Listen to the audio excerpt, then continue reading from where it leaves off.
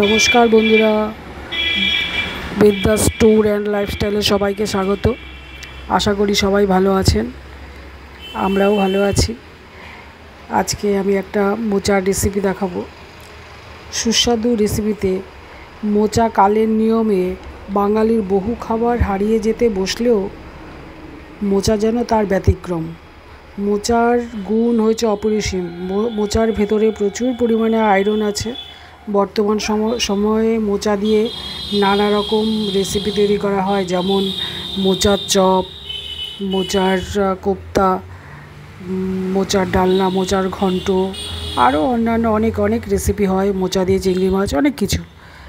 যাই হোক, আজকে আমি একটা ডালের বড়া দিয়ে আর মোচা দিয়ে একটা রেসিপি দেখানোর চেষ্টা করব, শেয়ার করব আপনাদের সাথে। আশা করি ভালো লাগবে।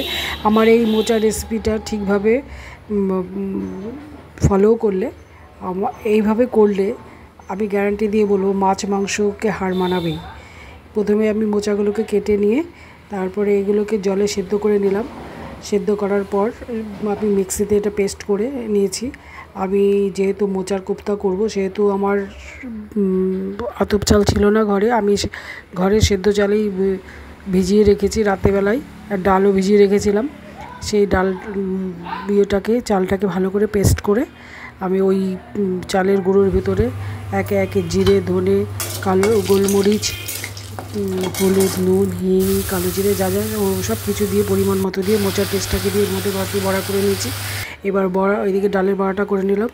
কড়াতে তেল দিয়ে এলাচ, পাঁচফোড়ন, এলাচ দিয়েছি, আর দিয়েছি হিং, আর সব মশলাগুলো দিয়েছি। এদিকে আবার একটা ইয়েতে কাজু বাদাম আছে, চালমগজ আছে, কিশমিশ আছে, পোস্ত আছে, সব কিছু দিয়ে পেস্ট করে এটাকে আমি একটা করে ওই কষানোর মধ্যে দিয়ে দিয়েছি। দিয়ে ভালো করে যে জলটা ফুটে উঠবে তখন আমি নামিয়ে নেব।